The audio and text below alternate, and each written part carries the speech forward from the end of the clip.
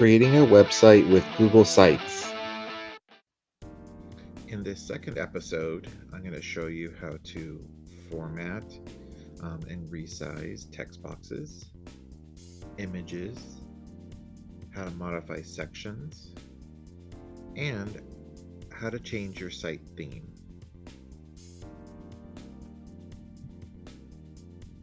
All right, let's begin by learning how to resize text boxes. So once you have a text box like this, let's say I wanted a couple columns of text. I can go in and click inside a text box and you see these blue dots. So these blue dots allow me to resize it from different directions. So let's say I want to click on this one and bring it inward like that. Now, I want you to notice as I'm resizing it, you'll see some lines in the background. So for both pictures and text, you have to align it to these bars. This allows Google Sites to adapt its screen to different devices and stuff. And as you're resizing, you can kind of see blue lines pop open at the bottom. These blue lines indicate here that if I was to let go here, then this is going to be three equal kind of columns. One picture, one for text, and then the third one that's blank to this side. So wherever I want the text box to, good length, I could stop there. And then if I want to insert another text box, to resize that one, I can either double click and go to text here to add one like that, or I can insert text box here and I can drag one up underneath as well. Now when I'm doing that, I could see there's a text box would go under this column or it can go under this column like so. And then if I want to resize this one, I just click and make it smaller. And then I can adjust as needed. So I can type in this box here, and then I can come and type into this box here, like so. I move this one, I can move it out, move it underneath, so they're all there like that. If I don't want that, undo. If I just want the one box, I can just click on that one. So it's just that one's highlighted, and move this one to the other side, like so. All right, so now let's take a look at resizing images. Resizing images can be a little bit more tricky since we have to worry about proportion, right? So let's take a look at this picture right here. It's probably been bothering you that this computer's kind of cut off. I know it's bothering me, so let's correct that. So when I click on a picture, I see some blue dots around. So those blue dots allow me to resize it in different directions. So these two will resize it horizontally, this one vertically, and this one will do both. It does get a little bit tricky when you're doing this because you do have to worry about those background bars that you saw with the text. So if I was to click on this one, for example, and start bringing it over. So let's say I want this picture smaller, but I want to see the whole picture. Then I click on it, and first I'm going to drag it around. Now, again, you see those bars in the back. Again, the picture has to align to those. So if I drop it in the middle here, notice it kind of jumps like outward. So, oops, let's drop you back down for a second.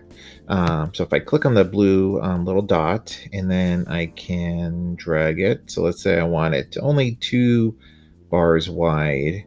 So like so. Now it's still cut off, but what I can do now is drag it up from bottom.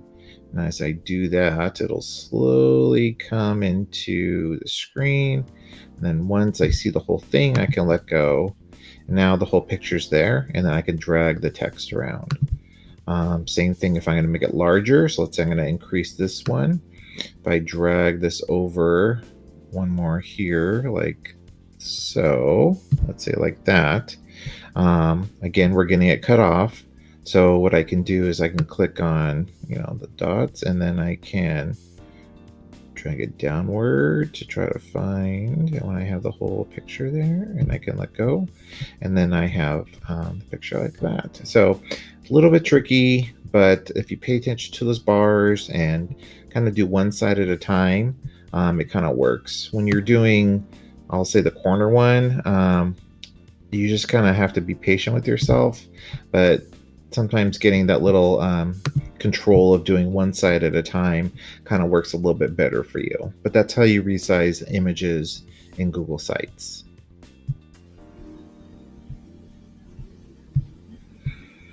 Now let's take a look again at modifying sections. So a section you can think of as a group of pictures and text, or actually, different objects on the screen. So the little kind of dividing line right here that you kind of see going across is indicating like this is one section and this is another section. I've already showed you earlier that I can rearrange them. So let's say I wanted a little text box here. Let's say here's, if I did like plants, for example, I could take this section and drag it and put it in between those two sections there, like so. Um, some other things you can do with it, and I showed you earlier, you can duplicate it, but you can also change the background of it. So sometimes I can hit like this emphasis one. So, I could change this to a little heading.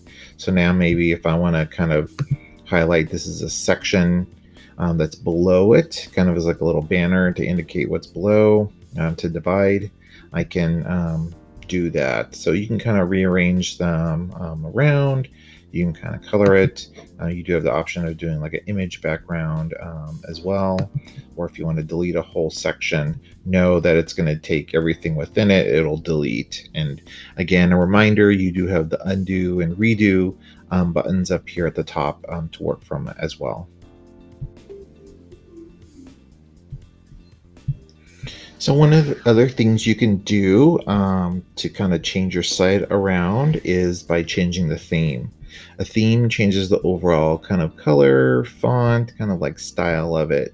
So right now we're on the Insert tab over here in the menu, but if I go over to the Themes one and click there, now I can kind of see there's 1, 2, 3, 4, 5, 6 different themes I can kind of choose from. So if I was to click on one here like this, now I can kind of see my title up in the header box is kind of box now. I can change a couple of the colors around to kind of match. You kind of see it's changing the little bar here, the section bar. I can click here to kind of customize colors if I want to. I do have a kind of a choice of 3 different font styles for each theme too. So if I want something a little more heavy, you kind of see what that kind of changes. Again, I can click on different ones and kind of see what it looks like to get a good feel for it. Kind of play around with it, see which one you kind of like, and kind of play with the fonts as well. But that's how you change your theme. To kind of go back to where we were, we just click back on Insert again.